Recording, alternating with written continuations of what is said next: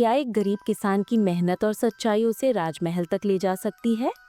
आइए एक ऐसी कहानी में गोता लगाएं जो आपके दिल को छू लेगी और उम्मीद की किरण जगाएगी।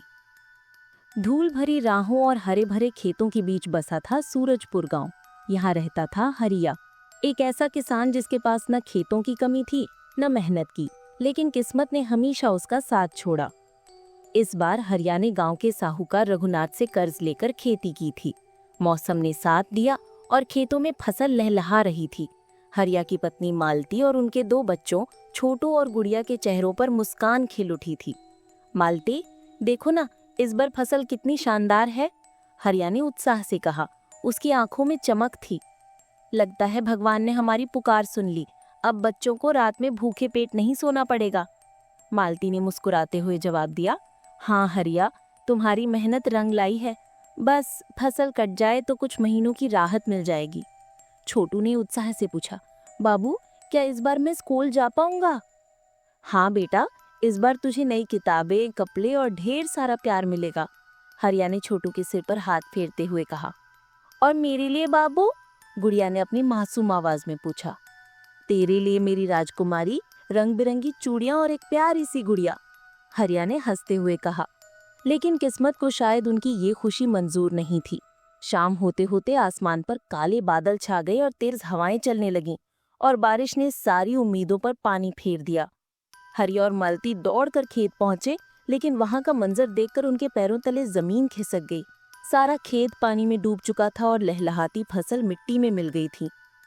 हे भगवान, ये क्या हो गया? हरिया की आवाज में दर्द था। मेरी मेहनत, मेरी उम्मीद, सब कुछ बह गया। अब बच्चों को क्या खिलाऊंगा मालती? मालती की आंखें नम थीं। अब घर में एक दाना भी नहीं बचा हरिया, अब क्या होगा? अगली सुबह हरिया साहूकार रघुनाथ के पास गया, उम्मीद लिए कि शायद कुछ मोहलत मिल जाए। साहूकार जी, बारिश ने सब बर्बाद कर दिया, थोड़ा समय दे दीजिए, अगली फसल में आपका कर्ज चुका दूंगा।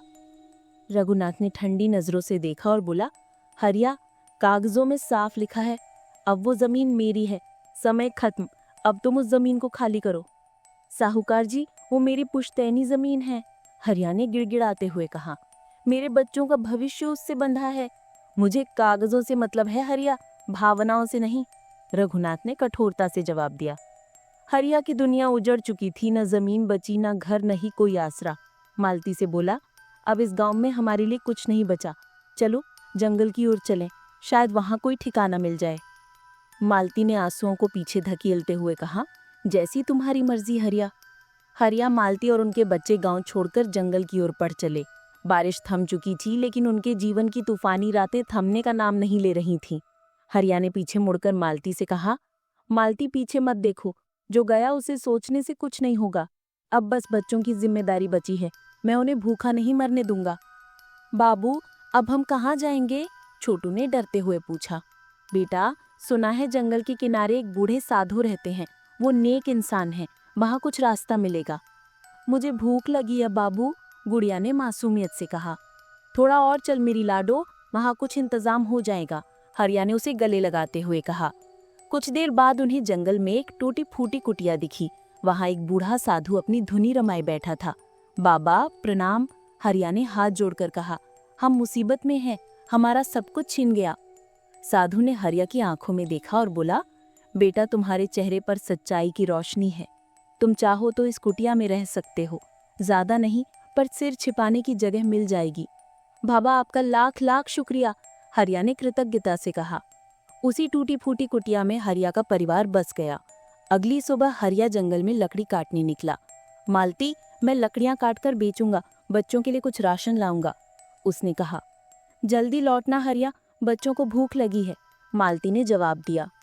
हरिया ने दिन भर पसीना बहाया, लकड़ियां काटी और शाम को बाजार में बेचकर कुछ आलू, प्याज और थोड़ा आटा खरीदा। घर लौटकर उसने मालती को सामान दिया और बोला, ये लो, कुछ खाने का इंतजाम किया है, ज्यादा नहीं पर बच्चों का पेट भर जाएगा। मालती ने मुस्कुराकर कहा, तुमने इतना किया हरिया, अब बैठो, मैं रोटियां बनाती हूँ। उस रात सूखी रोटियों और उबली सब्जी के साथ परिवार ने खाना खाया। गुड़िया ने पूछा, माँ, आज गुड़ नहीं आया? नहीं बेटी, लेकिन कल जरूर लाएंगे, मालती ने प्यार से जवाब दिया। सबके चेहरों पर थकान थी, लेकिन आंखों में एक नई उम्मीद की चमक थी। हरिया ने कहा, अब हर दिन ऐसा ही होगा। मैं मेहनत करूंगा और हम सब मिलकर आगे बढ़ेंगे। हमारे पास कुछ नहीं, पर हम एक दूसरे के साथ हैं। हरिया की मेहनत रंग लाने लगी। वो रोज जंगल जाता, लकड़ियां काटता और बाजार में बेचकर राशन लाता। बच्चे अब भूखे नहीं सोते थे, हालांकि उनकी आंखों में अभी भी छोटी छोटी ख्वाहिशें चमकती थीं। एक दिन गुड़िया ने पूछा, बाबू आज गुड़ लाएंगे? हाँ मेरी लाडो, आज गुड़ और माँ के लिए एक साड़ी का सपना भी लाऊंगा, हरिया ने हंसते हुए कहा। उस दिन हरिया जंगल में कुछ ज्यादा दूर निकल गया।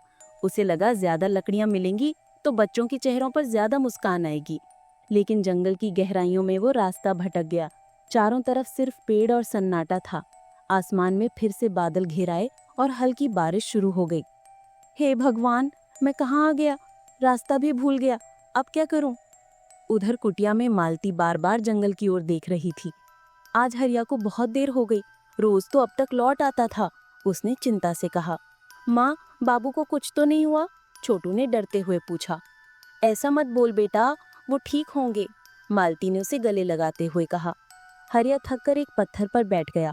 उसकी आंखें नम थीं, लेकिन उसने हिम्मत नहीं हारी। तभी उसे दूर एक हल्की रोशनी दिखी। ये क्या है? कोई आग जल रही है? वो रोशनी की ओर बढ़ा और एक गुफा के सामने पहुंचा, जहां से सुनहरी चमक आ रही थी। डरते डरते वो गुफा में दाखिल हुआ। अंदर का नजारा देखकर वो स्तब्ध रह गया। वहां एक पूरा गांव था जो सोने की तरह चमक रहा था, लेकिन वहां कोई इंसान नहीं दिखा। ये कोई सपना तो नहीं? हरिया ने खुद से कहा। तभी 2 सिपाही आए और बोले, तुम कौन हो? यहाँ कैसे आए? मेरा नाम हरिया है। मैं एक गरीब किसान हूँ। रास्ता भटक गया और यहाँ चला आया। चलो, राजा तुमसे मिलना चाहते हैं। सिपाही हरिया को एक भव्य महल में ले गए, जहाँ एक वृद्ध राजा सिंहासन पर बैठे थे। उनकी आंखों में करुणा और चेहरे पर तेज था। बताओ, तुम कौन हो? राजा ने पूछा। हरिया ने अपनी कहानी सुनाई। कैसी बारिश ने उसकी फसल बर्बाद कर दी, साहूकार ने उसकी जमीन छीन ली और अब वो जंगल में लकड़ियां काटकर अपने बच्चों का पेट पालता है। राजा ने गहरी सांस ली और बोला, तुम्हारी सच्चाई तुम्हारी आंखों में दिखती है हरिया। तुम जैसे लोग ही असली योद्धा हैं, जो अपने परिवार के लिए बिना रुके लड़ते हैं। राजा ने एक छोटी तिजोरी मंगाई और हरिया को कुछ सोने के सिक्के दिए। इनसे अपने बच्चों के लिए खाना और कपड़े लाओ, एक नई शुरुआत करो। हरिया की आंखें भर आईं। महाराज, मैं मेहनती हूँ, मैं ये नहीं ले सकता। अगर तुम जैसे सच्चे इंसान को ये ना दूं तो किसे दूं?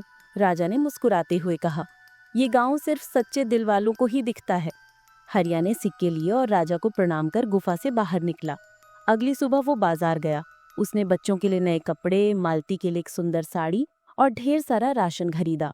घर लौटकर उसने कहा, मालती, आज बच्चों की मुस्कान देखकर दिल को सुकून मिला। लेकिन हरिया ने सोचा, इन सिक्कों से पहले साहूकार का कर्ज चुकाना होगा।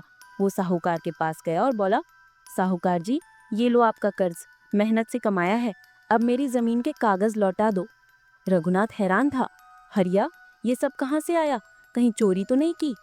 मैं गरीब हूँ साहूकार जी, चोर नहीं, रघुनाथ ने गर्व से कहा। रघुनाथ ने कागज लौटा दिए, लेकिन उसके मन में शक पैदा हो गया।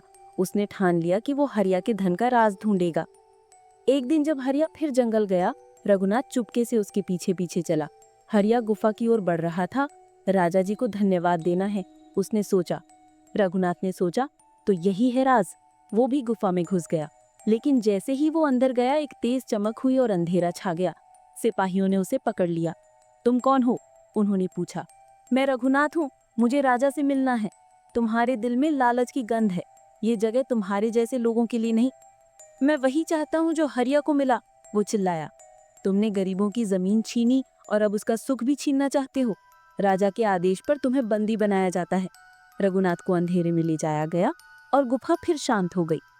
हरिया ने राजा से कहा, महाराज, आपने इंसाफ किया। हरिया, तुम दूसरों के लिए मेहनत करते हो, जाओ, तुम हमेशा सुरक्षित रहोगे। हरिया ने गांव में लकड़ी और कोयले का छोटा सा व्यापार शुरू किया।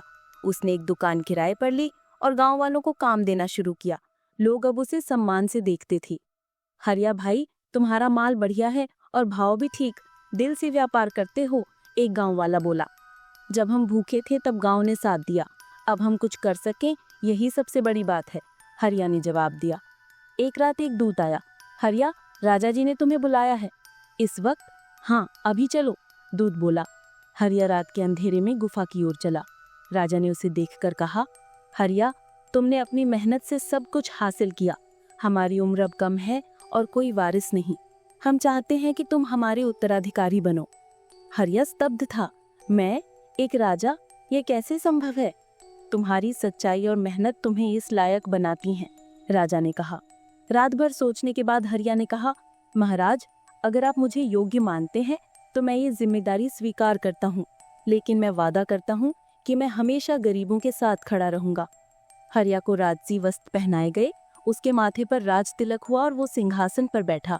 मालती ने आंखों में आंसू लिए कहा, हरिया, क्या ये सपना है? नहीं मालती, ये भगवान की मर्जी है। अब हम दूसरों की भूख मिटाएंगे, हरिया ने जवाब दिया। छोटू ने कहा, बाबू, अब मैं राजा का बेटा हूँ। नहीं बेटा, तुम जनता के सेवक के बेटे हो, हरिया ने प्यार से कहा। सूरजपुर का वो गरीब किसान जिसने बारिश में सब खो दिया था, अपनी मेहनत और सच्चाई से राजमहल तक पहुंचा। उसने ना अमीरी को घमंड बनने दिया, ना गरीबी को शर्म। हरिया ने हर परिस्थिति को गले लगाया और अपनी तकदीर खुद लिखी। हरिया की कहानी हमें सिखाती है कि सच्चाई और मेहनत से कोई भी मंजिल पाई जा सकती है।